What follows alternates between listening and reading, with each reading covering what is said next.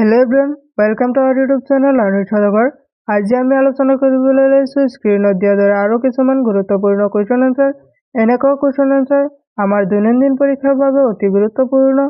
হে সকলোৱে এই ভিডিঅ'টো শেষলৈকে চাই থাকিবা আৰু ভিডিঅ'টোত থকা সকলো কোৱেশ্চনৰ এনসাৰসমূহ মোৰ আগতে দিবলৈ ট্ৰাই কৰিবা আৰু কিমানখিনি এনসাৰ শুদ্ধ কৰিব পাৰিছা ভিডিঅ'টোৰ শেষত কমেন্ট কৰি জনাই দিবলৈ নাপাহৰিবা। বলা ভিডিঅ'টো আৰম্ভ কৰোঁ। আজি আমাৰ শিকিবলগীয়া প্ৰথম প্ৰশ্নটো হৈছে Which country has maximum number of islands? এই প্ৰশ্নটো সুধিছে কোনখন দেশত সৰ্বাধিক দ্বীপ আছে। তোমালোকক চাৰিটা অপচন দিয়া হৈছে। অপচনসমূহৰ ভিতৰত শুদ্ধ উত্তৰটো কি হ'ব?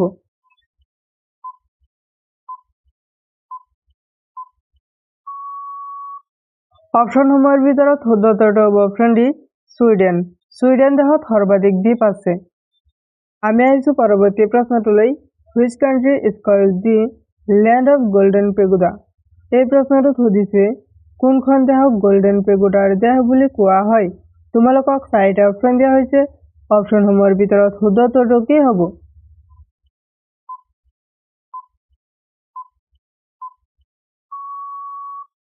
অপচনসমূহৰ ভিতৰত শুদ্ধ উত্তৰটো হ'ব অপচন বি ম্যানমাৰ। ম্যানমাৰ দেশক গোল্ডেন পেগোডাৰ দেশ বুলি কোৱা হয়। আমি আহিছো পৰৱৰ্তী প্ৰশ্নটোলৈ। Which country is known as the land of pomegranate?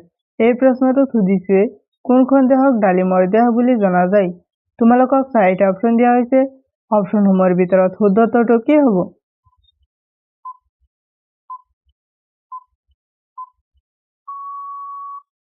অপচনসমূহৰ ভিতৰত শুদ্ধ উত্তৰটো হ'ব অপচন চি আফগানিস্তান।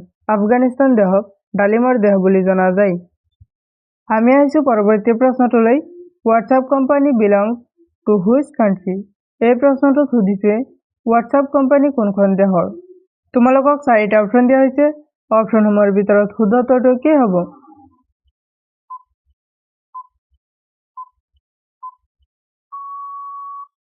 অপচনসমূহৰ ভিতৰত শুদ্ধ উত্তৰটো হ'ব option D United states. WhatsApp company United state নামৰ দেশখনত আছে।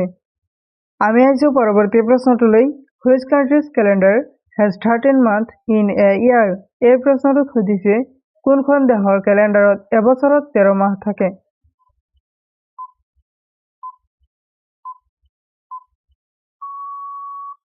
অপচনসমূহৰ ভিতৰত শুদ্ধ উত্তৰটো হ'ব অপচন বি ইথিওপিয়া। ইথিওপিয়া নামৰ দেশখনৰ কেলেণ্ডাৰত এবছৰত 13 মাহ থাকে।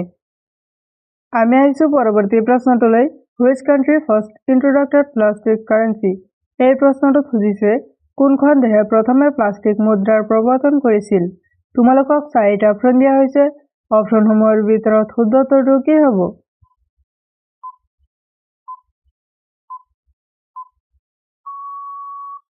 অপচনসমূহৰ ভিতৰত শুদ্ধ উত্তৰটো হ'ব অপচন এ অষ্ট্ৰেলিয়া। অষ্ট্ৰেলিয়া দেশে প্ৰথমে প্লাষ্টিক মুদ্ৰাৰ প্ৰৱৰ্তন কৰিছিল।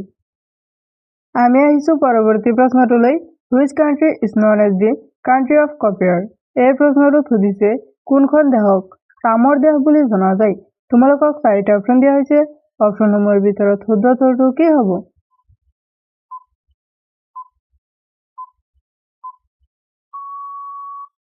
অপচনসমূহৰ ভিতৰত শুদ্ধ উত্তৰটো হ'ব অপচন চি জাম্বিয়া। জাম্বিয়া দেশক তামৰ দেশ বুলি জনা যায়। আমি আহিছো পৰৱৰ্তী প্ৰশ্নটোলৈ। Which country awards the Nobel Prizes?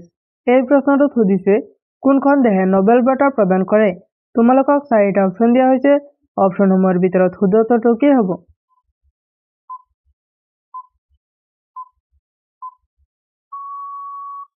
অপচনসমূহৰ ভিতৰত শুদ্ধ উত্তৰটো হ'ব অপচন এ ছুইডেন। ছুইডেন নামৰ দেশখনে নোবেল বঁটা প্ৰদান কৰে।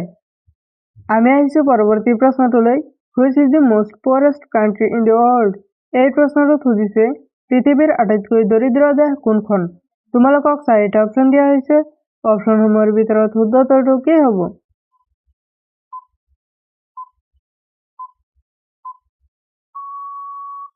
অপচনবোৰৰ ভিতৰত শুদ্ধ উত্তৰটো হ'ব অপচন ডি বুৰুণ্ডি। পৃথিৱীৰ আটাইতকৈ দৰিদ্ৰ দেশখনৰ নাম হৈছে বুৰুণ্ডি। আমি আহিছো পৰৱৰ্তী প্ৰশ্নটোলৈ। Which country is previously known as Mesopotamia? এই প্ৰশ্নটো সুধিছে পূৰ্বতে কোনখন দেশক মেচপটেমিয়া বুলি জনা গৈছিল। তোমালোকক চাৰিটা অপচন দিয়া হৈছে। অপচনসমূহৰ ভিতৰত শুদ্ধ উত্তৰটো কি হ'ব?